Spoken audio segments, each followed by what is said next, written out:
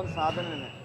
ಯಾಕಂದ್ರೆ ನೋಡಿ, ಗ್ಯಾರಂಟಿನೂ ಒಂದು ಸಾಧನೆನೇ. ಯಾಕಂದರೆ ಸುಮಾರು 56,000 ಕೋಟಿ 60,000 ಕೋಟಿ ಜನರಿಗೆ ಏನು ಕೊಡ್ತಾ ಇದ್ದೀವಿ, ಇದನ್ನು ಒಂದು ರೀತಿಯ ಡೆವಲಪ್ಮೆಂಟೇ. ಇಲಾಖೆವಾರು ಸಚಿವರು ಉತ್ತರವನ್ನು ಕೊಡ್ತಾರೆ, ಸರ್ಕಾರ ಕೊನೆಯದಾಗಿ ಉತ್ತರ ಕೊಟ್ಟೇ ಕೊಡ್ತದೆ. ನಾವು ಸುಮಾರು 1,20,000ಕ್ಕೂ ಹೆಚ್ಚು ಕೋಟಿನ ಡೆವಲಪ್ಮೆಂಟಿಗೆ ಇಟ್ಟಿದ್ದೀವಿ. ಸೊ ಹಂಗಾಗಿ ನೀವು ಇಲಾಖೆವಾರು ನೀವು ಚರ್ಚೆ ಮಾಡಿದಾಗ ನಿಮಗೆ ಸಂಪೂರ್ಣವಾದ ಉತ್ತರ ಸಿಗುತ್ತೆ.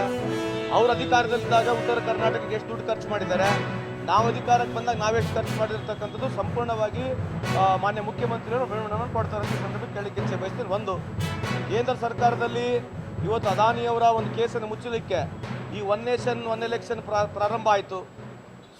ಅಲ್ಲಿ ಇರ್ತಕ್ಕಂಥ ಯು ಎಸ್ ಇರ್ತಕ್ಕಂಥ ಕೋರ್ಟ್ ಏನು ಹೇಳಿದೆ, ನಿಮ್ಮ ದೇಶದಲ್ಲಿ ಅದಾನಿಯವರ ಸಂಸ್ಥೆಗೆ ಅಲ್ಲಿ ಬ್ರೈಬ್ ಕೊಟ್ಟಿದೆ ಅಂತೇಳಿ ಯು ಎಸ್ ಕೋರ್ಟ್ ಹೇಳಿರ್ತಕ್ಕಂಥದ್ದು ನಿಮ್ಮ ದೇಶದಲ್ಲಿ ಅದಾನಿಯವರು ನಮ್ಮ ಯು ಎಸ್ ಇರ್ತಕ್ಕಂಥ ಕಂಪ್ನಿ ಜೊತೆ ಏನೋ ಒಳ ಒಪ್ಪಂದ ಮಾಡ್ಕೊಂಡು ಬಿಸ್ನೆಸ್ ವ್ಯವಹಾರ ಮಾಡ್ತಾ ಇದೆ.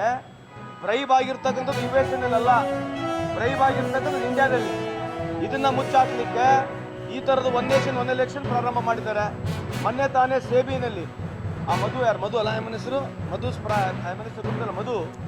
ಮಧು ಅವರು ಯಾವುದೇ ರೀತಿ ಇನ್ವಾಲ್ವ್ಮೆಂಟ್ ಇಲ್ಲ ಅಂತ ಹೇಳಿ 24 ತಾಸು ಮಾತನಾಡ್ತಿದ್ರು. ಇವತ್ತು ಅದಾನಿ ಕಂಪ್ನಿಯವರು ಸೇಬಿ ಹತ್ರ ಹೋಗಿ ಸೆಟಲ್ಮೆಂಟಿಗೆ ಹೋಗಿದ್ದಾರೆ. ಅರ್ಥ ಏನು? ಸೇಬಿ